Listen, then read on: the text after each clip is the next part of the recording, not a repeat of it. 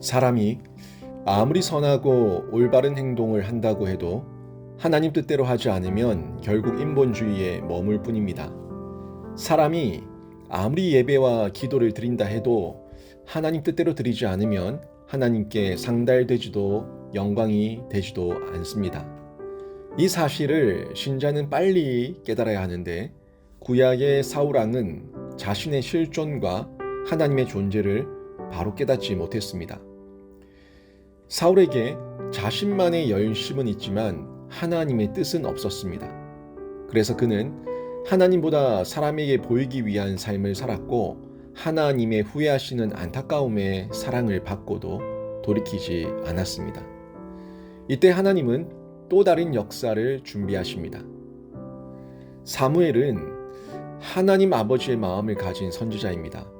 그래서 하나님은 사울을 세울 때도 패할 때도 사무엘을 사용하셨고 또 다른 왕을 준비할 때도 사무엘을 쓰십니다. 하지만 사무엘도 사람이기에 마음이 참 아프고 슬펐습니다.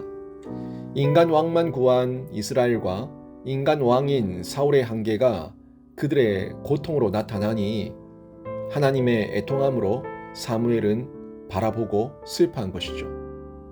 그렇다고 슬퍼만 할 수 없습니다. 하지만 사무엘은 다른 일을 준비할 능력도 없습니다. 이때 하나님께서 다른 일을 준비하십니다. 사무엘에게 너는 뿔에 기름을 채우고 베들레헴으로 가서 새 왕을 세우라고 말씀하십니다. 하나님은 이미 다른 한 왕을 보고 준비하고 계셨습니다. 하나님의 작정이고 은혜입니다. 사람은 할 힘이 없어 고통당하고 그저 애통해야 하고 있을 뿐이지만 역시 인간의 끝은 하나님의 새로운 시작이었습니다. 그리고 하나님은 사무엘을 세워 실행하게 하십니다. 다만 실행하실 때 인간을 사용하시는데 쓰임받는 인간의 마음이 문제입니다. 대단한 사무엘이지만 그 마음에 두려움이 있습니다. 자신과 하나님을 원수 삼은 사울이 아직 인간 왕으로 건재하니 사무엘 자신을 죽일까 두려운 것입니다. 사무엘의 두려움 담긴 질문에 하나님은 대꾸하지 않으시고 더 구체적으로 실행할 내용을 알려주십니다. 하나님께서 준비하고 실행하실 때는 나와 다른 하나님의 또 다른 계획과 뜻이 있기에 우리는 그저 순종할 뿐임을 성경을 통해 다시 확인하게 됩니다. 여러분, 인간 왕을 구하며 찾았던 이스라엘처럼 사울 같은 왕을 세운 그 과정이 우리의 삶에 고난으로 나타날 수 있습니다. 그러나 그 고난이 우리의 결론이 되어서는 안 됩니다.